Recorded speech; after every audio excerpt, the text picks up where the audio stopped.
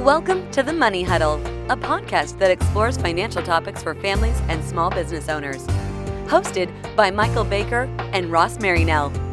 All opinions expressed by Michael and Ross or any podcast guests are solely their own opinions and may not reflect the opinions of Planners Alliance.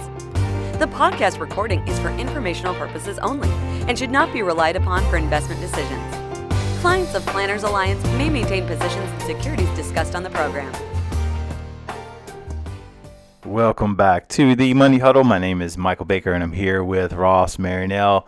It is 2020. This is our first recording of the new year, so Happy New Year to you. And, of course, Ross, how you doing, buddy? Doing wonderful today. Welcome to 2020, buddy. Are we ready? I am ready. I'm ready. So over the little break we had, a lot of football on TV, a lot of NFL. Some things happened. I realized that we missed a quarterback that we should have talked about from our If Quarterbacks Were Stocks episode we did a couple episodes ago. Because this quarterback accomplished a feat that may never be repeated. It's truly one-of-a-kind performance. Who are we talking about? We're talking about Jameis Winston from the Tampa Bay Bucks. Oh, famous Jameis. He did something remarkable, which is he threw 33 touchdowns in the 2019 season, but he also somehow managed to throw 30 interceptions. He threw 30 picks. The first person in the 30 for 30 club. 30 for 30. 30 and 30. Just to put that in perspective, what a feat that is. Russell Wilson threw 31 touchdowns and 5 interceptions. Wow. So think about the 25. I wonder how many of those were like a third down where he just threw a bomb down the field and said, hey, we don't need to punt. I'm just going to throw this down there. And if the other team catches it, well, they were going to get the ball on fourth down anyway. Well, look, no one else is doing it. I'm sure Russell Wilson has those possessions too, right? Right. Where he's got to throw the ball away or make a decision on third and long or whatever. Mm-hmm. But here's what's also interesting. So Jameis was the passing yards leader this year of all quarterbacks, throwing 5,109 yards. So here's my thought on this, okay? We got to find his doppelganger for a stock, right? Okay. So it's got to be something polarizing that everyone has an opinion on, whether it's strongly in favor of or strongly opposed to the business. And the one stock that I came back on was Tesla. Because whether you love them or think it's a fraud from a financial perspective, you have an opinion. Especially if you're in the financial world or where you review stocks or you do some day trading on your own. Right. You've probably looked at this position and had it and formed an opinion fairly quickly. Whether you thought this is a lightning rod company that's forcing change, that is pushing electronic vehicles and forcing all the other major competitors to move faster. Right. To have an effect on climate change, whatever that kind of positioning would be. Or you think this is a company that is in danger of potential bankruptcy. If they don't have, they've had cash flow problems in the past, they have issues. So here's a couple of metrics for you. Tesla in 2019 returned 25.7%. So a pretty stellar 2019. Okay, they have a 3-year return of 27%. But get this, they have a return on equity of negative 16%. So you're saying it's not all sunshine and rainbows over there. So I'm saying you can have 5,100 yards passing, but you got to deal with the 30 interceptions as well. Man, I think Tesla can be polarizing. They've been crowing a lot on social media recently about Tesla's market cap being greater than Ford and GM. But I would just say, I'm gonna pump the brakes on that just because I drive down the road and for every Tesla I see 25 to 30 Ford and GM pickups. I was just saying. Easily. So Tesla unveils the Cybertruck. Whatever your thoughts are on that. What a colossal failure that was. They say it has unbreakable glass, and then they sit there and throw a rock through. Right. Shatter the glass in both side panels. Things could not have gone. I mean, what would it be like to be on the main platform of an unveiling like that, and like, oh, I'm going to just throw this and show you, and the minute you do it, like the window breaks. what do you do at that point? Like, you're live. You have to roll. You have to They roll with it. That's the thing. If you're Jameis Winston, you throw an interception on the first play of the game. What do? You roll with it. You might end up with 300 plus yards that game. You know what would be interesting to know just from if you want to dig into the stats, like I bet he had a ridiculous number of attempts this year. You know, I wonder if he was he throwing the ball like 45 times a game? I don't know. I don't have it at my fingertips, but I just thought that was an incredible feat. It had to be discussed. All right, I'm going to put it to bed. Yeah. Football season's almost over. No, and we're moving forward. So, what you got in store for us? Well, I thought my there's a couple of sports related stories that I want to share real quick, just because it's fun. So my son Harrison, he's 3, and a lot of people in his life, not myself personally, but a lot of people in his life love the Clemson Tigers. Okay. And so Clemson has become like one of his teams. I mean, he knows all about Trevor Lawrence, and one of his Christmas presents this year was an actual Trevor Lawrence jersey. It's like the real thing. Wow. He got it from his Uncle Josh, and way to go, Uncle Josh. He wears that thing. If he hit a home run. Well, when he's not wearing his Christian McCaffrey jersey, he's wearing his Trevor Lawrence jersey. That's awesome. Put it that way. And so he's pumped, and it's just, as a dad, it's cool to just see him like be excited about something. But what's interesting is we had a doctor's appointment this past week, and we go to the doctor, and anyway, his ENT doctor played football at LSU. And so Harrison rolls in there wearing his Clemson jersey, and his doctor just looks at him and is like, what is going on? It's like, this is, and Harrison's got his first dose of like, not everybody loves the Clemson Tigers the way he does. So it was a fun moment. Obviously, Clemson and LSU playing in the national championship, this coming week. And who you got in that game, Ross? Who you taking? Ooh, on the record. On the record. Who you going to Harrison wouldn't like my thoughts on that. No? No, come on. I don't think LSU. You're leaning towards LSU? Yeah, but we have a lot of Clemson fans that are clients. So who knows, man? That's our home team. I was telling someone this morning, I said, that's why you play the game. But in other news, Carolina Panthers, I want to say they just hired a new coach, which I thought was funny because if you followed the coaching search at all, Matt Rule, he was the head coach at Baylor, and he was telling everyone, like, I'm staying put, not interested. And then David Tepper rolls out a 7-year, $60 million contract. And, guess who's the new head coach of the Panthers? It doesn't take a whole short conversation. No, money talks. So anyway, with that, sporting world aside, big movements happened late last year. Congress passed a spending bill, because they got to fund the government, and they're doing that, pay-as-you-go type of, spending bill option now. And if you haven't paid attention to D.C., pretty dysfunctional up there. So the way that they are passing legislation right now is they just attach it to these spending bills that they know has to pass. And lo and behold, the Secure Act, which had been up in there in the Senate waiting to be passed, did in fact pass. It was signed into law. So we do have new retirement rules and regulations for anyone and everyone that has a retirement account. Some big news changes. Absolutely. One of those was the end of an era. The Stretch IRA is no more. And so I thought we could share with people listening a little bit of what a Stretch IRA actually was and how it's going to be different for them in the future. Yeah, so this is one of the this will probably impact more people, this and the required minimum distribution change.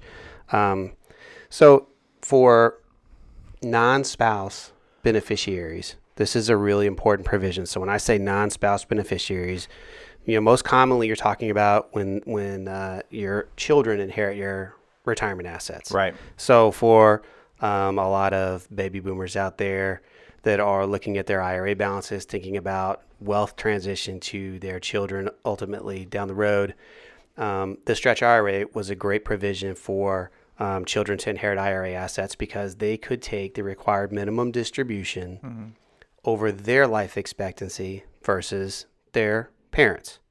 So that really reduced the amount of required withdrawal each year, so that hopefully in the right economic environment, in the right portfolio mix, your assets and the investment would grow over time more than what the withdrawal is. So you could, what they call stretch that IRA, meaning you could, even though you're taking a small withdrawal each year, hopefully you could grow that over time so that you have a pretty, significant, or could have a significant retirement balance when you ultimately want to retire.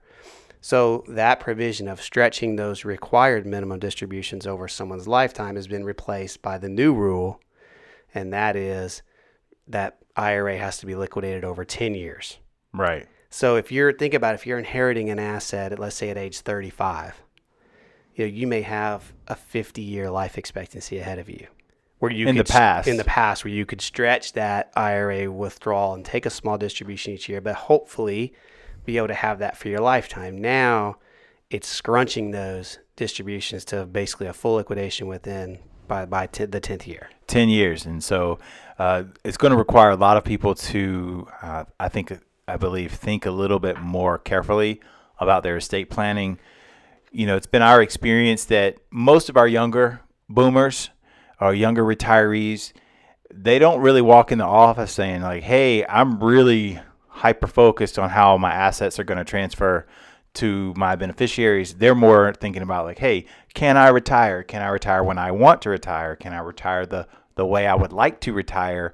And how can I do this? How can I not run out of money? Those are typically the things that we see people wanting to focus on first and foremost. But as our clients get a little bit older, we have some older clients, and once they, kind of get through those go-go years in retirement, they start slowing down a little bit. There becomes some, some more conversations about, hey, well, I want to make sure that, my children get this, or especially if there's grandchildren, there becomes sometimes, a real desire to want to, leave something for the grandkids. And this is going to require some rethinking, because in the past, you could potentially just leave an IRA to a grandchild who was, had a significant life expectancy. So you could really stretch an IRA distribution out. No more. Now it's going to be there's a 10-year rule, and it's a hard stop for everybody. So to dig in just a little bit more on the impact of that, just so people listening have an understanding of our perspective, when you take a withdrawal on an IRA account, you have to claim that as ordinary income. So that becomes taxable to you, federal and state. Yep. Okay, so this is the issue. When you could take a smaller withdrawal, you could stretch that distribution out over a longer period of time till you were ready to take a more sizable distribution. So let's say, again, you're inheriting an asset in your 40s. You want to take the minimum required distribution during maybe the first 20 or 25 years because you're earning an income on your own. You're already, potentially you might be saving in your own 401k or IRA account. You're not looking necessarily to add big chunks of additional income to your tax returns. And so now if you were inheriting an asset during a period of time where we may have higher income, right? If you're in your 40s, 50s, you're maybe in your peak earning years, and then being forced to take pretty sizable distributions from an IRA account could become a tax issue. And that's really what we're talking about here. Is it ends up becoming a tax issue for most people. Well, it's been my experience that few people enjoy paying taxes. Most folks want to pay what they are required to pay, but they want to make sure that they get exactly what they're required to pay and not a penny more. Most people don't want to be just accidental philanthropists for the government. And so we have, I agree with you. We definitely, it's going to become a tax issue. And especially with, with the Tax Cuts and Jobs Act, right now there's the sunset provision in 2025. By default, taxes would go back up to higher marginal brackets just because of the way that the law was or the rules were passed. But you never know who the next rulemaking body might be. You have people running against Donald Trump right now that explicitly want to raise taxes for various reasons, but they do want to raise taxes. And the one thing we know about these retirement accounts is that if you've got an IRA or a 401k or qualified retirement money in any way, shape, or form, the money comes out. It's taxable. There's no way around it. And so you will be impacted, could be impacted very much by future tax increases. And likewise, you're a beneficiary. So, for someone who has a very large IRA and their children also do very well financially, for the children to inherit the IRA and then be forced to pull the money out, you could see some real, just tax carnage. So that's one of the things that, people need to be thinking about.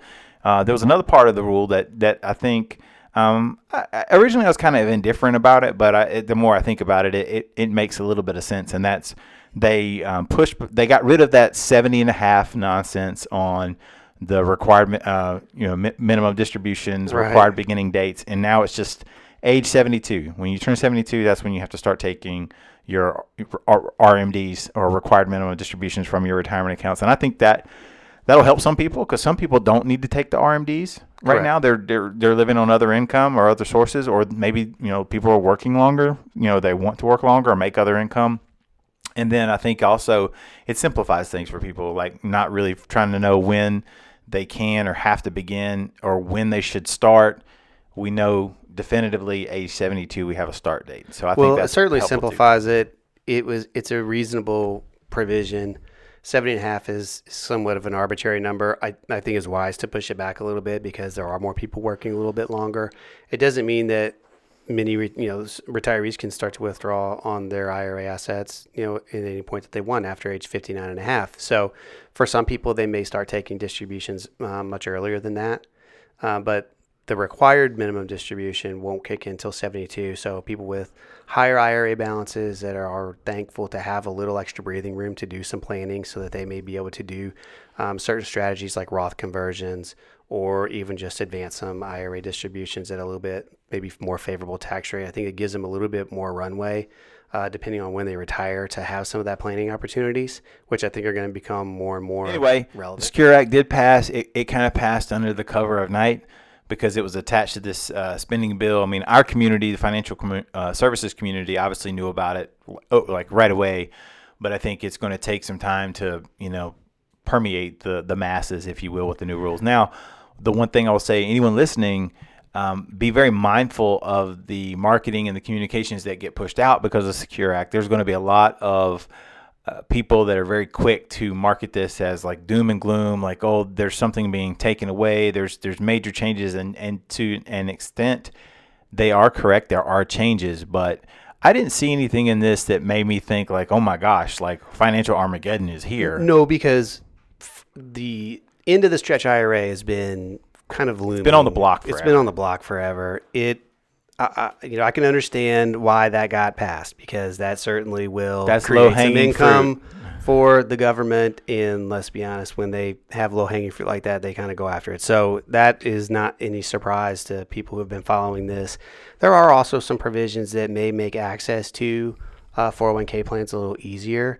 There are some provisions for multiple employer plans where small businesses that may not want to individually take on the responsibility and cost of forming a 401k may now be able to share some of that cost with other businesses, where they can kind of pool some of those initial startup costs together. I think that's a really interesting provision. How it gets ultimately implemented and what that looks like for people, we'll kind of see over time.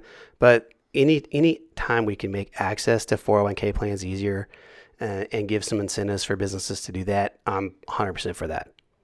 So, moving on from the Secure Act, there were a couple other things that we had pegged. We hadn't recorded in a while, so there was a few things that that are a little bit older and dated. But one of the articles that we saw earlier, it first published out in December 23rd, came across from CoinDesk, and it talked about the majority of Ether. So this is in the cryptocurrency, crypto asset. Oh, here we go.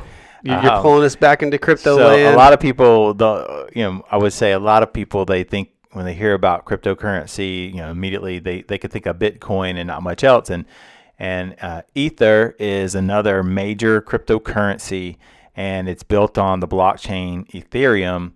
And the headline of the article is what caught my attention. It said that it was Ether, the cryptocurrency, was down significantly from record highs, and the majority of its holders are now underwater on their investments. Dope. And so it's a big thing. And the opening sentence says, the second largest cryptocurrency, which powers Ethereum's blockchain, is currently trading at $131. Get this, representing a 90% drop from the all-time high of 1,431 reached in early January 2018, according to the CoinDesk price index. So We've talked about crypto assets on here before. I think we've shared our thoughts that we really like. We are bullish on blockchain technology, no question, but still early for folks to be going out there and picking on these crypto assets like they're just in a giant casino. What are your thoughts on that? Hey, like we've discussed before, if you were early, if you saw that this was, whether you understood the technology, the crypto asset, if you just saw an opportunity for price appreciation and you jumped in early, then you had an opportunity to ring the bell. If you were late and you bought while prices were high, like you said, you're holding an asset that you've lost money on that you got a choice to make, right? Do I hold it and cross my fingers and pray that it goes up at some point, whether that's 5, 10, 20 years down the road, or do you go ahead and just hit the sell button, record a loss, and move on? Well, I think, it's still a very interesting space, especially for people that really can understand and speak the language that's required to know what's happening with some of that universe, if you will. But the key thing that jumped out at me was 90% drop. So, you have a lot of people that they kind of use this like just the casino, and they're going in and, we've talked about this a couple of years ago. These cryptocurrencies were just raging. I mean, just going up. Total mania. And everybody's trying to pile in. I shudder to think what people did. We can't undersell it. This is the wildest subplot in finance and investing we've had in 10 years. Name something else that we've seen this type of mania for. The crypto technology, the fact that blockchain sort of emerged and became something potential, and these assets that just pile in. And then there's 5 coins to 5,000 to God knows how many coins there are, or cryptocurrencies. Sure. And it was a total mania. It was an eye-opening thing to see. While just witness, how it gets talked about, how everyone piles in, and then just the ultimate. Absolutely. So I thought that was an interesting headline because you think about Bitcoin, and Bitcoin's down significantly from its all-time highs. But you better watch out; those Bitcoin traders be coming at you, coming to get me. But I just looked at here's the second largest one, off 90%. So there's a ton of people. That's kind of intriguing. Like it's the second largest one. Yeah, it says 90%. Are 31.31 million of Ether addresses out of the money. So 31 million Ether wallets are underwater. That's a lot. Now, these probably aren't, most of them are not going to be huge amounts of money, but still, you just be very careful. The crypto, that's like the Wild Wild West right now. And, for most of our clients that are looking at retirement, it's an interesting conversation to have, but that should not be your focus. Your focus should be on other things other than, what cryptocurrency you should be investing in my opinion. All right. Last up on my calendar here is, this one's a little closer to home. So I saw this article come across the other day from the Wall Street Journal, and it says McClatchy, which is the third largest U.S. newspaper publisher, has frozen some pension benefits because they need a bailout. So the opening paragraph says the largest newspaper publisher in the U.S. by circulation has frozen payments to some former executives and listed the services of a bankruptcy administration firm as it seeks government takeover of its plan, says the company's chief financial officer. Obviously, they're having problems meeting these obligations, and this isn't something new. I mean, we've seen pension plans across the United States have been failing significantly for years now. So this is a private pension plan. So this corporation, it set this up, and they're basically unable to meet the demands of the payments and distribution out. The similar theme is happening with the state-run pensions too. So it's both public and private. I was looking at, so I checked out the Federal Reserve. They have the federalreserve.gov. They have pension funding status by state. And if you look at South Carolina, they have $32 billion in pension assets, $32.2 billion, but they have pension liabilities of $86.2 billion. So we have a $54 billion funding shortfall. That's billion with the B. Billion with the B. And the scary thing is our $86 billion liability is pretty small compared to some of the other state. Give us another one. Give us the humdinger. Who's at number one? Let's see. So Illinois. Who's got the dubious all right, award? So let's see. Illinois has $180 billion in pension assets and $650 billion in pension liabilities. $469 billion shortfall. Wow. That's like a 28%. It's got so number two. If Illinois is number one, number two's got to be CalPERS, right? Well, California's numbers are just sky high, and they're. Are they in the trillions yet? Yeah. Oh, tell me. Pension liability 1.624 trillion. 1.6 trillion pension benefits. They have, and everyone's leaving the state. Well, they have $898 billion in pension assets, so there's only a $725 billion shortfall. Yeah. Got to keep those celebrities out there in Hollywood paying tax on that movie star watch income. It now. They're already reeling from Golden Globes. So let's two things. Got to pay your fair share, people. Two thoughts I have on this. One is teachers and firefighters, man. So think about this, right? There's a little bit that goes into the pension conundrum, right? So part of it is how much money is being put into the system. Right. Okay. So what are the contributions that are going in to help match these liabilities out? And the other is the investment performance, right? Matching that then to the promised benefit. So the amount of money that you're paying that pensioner, right? That's somebody's paycheck they're depending on. Sure. We're talking a lot here about, think about that newspaper corporation that you just referenced. I mean, we're not talking about millionaires and billionaires. We're talking about people every day went to work, grinded away, and worked a job, and that they're relying on that pension. Just like we're looking at, people in our state relying on these benefits. They're not all, millionaires and billionaires, but they've been promised something. And then that's, of course, then based on how much they're entitled to get out and how long they're living. Right. So we know just from math, we're living a little bit longer, and those benefits. So somewhere in that formula there was a mistake made. But I look at this investment period. What more could someone want? If we can't close that gap during this last 10 years, what is the future 10-year or 20-year, scenario need to be where we can close that gap? Well, for one, there are multiple things at play, but when you have a large pension plan of any kind, you usually have an investment committee, and the pension fund is going to be run by the IPS investment policy statement, which typically is not going to let whoever's managing the funds just go great guns with equities. You're going to, the larger the pension, the more you see some really exotic type of investments that are probably overly complicated. But, you have to also be aware of like, hey, we have X number of dollars that have to be paid out every year. So, you've got cash flow.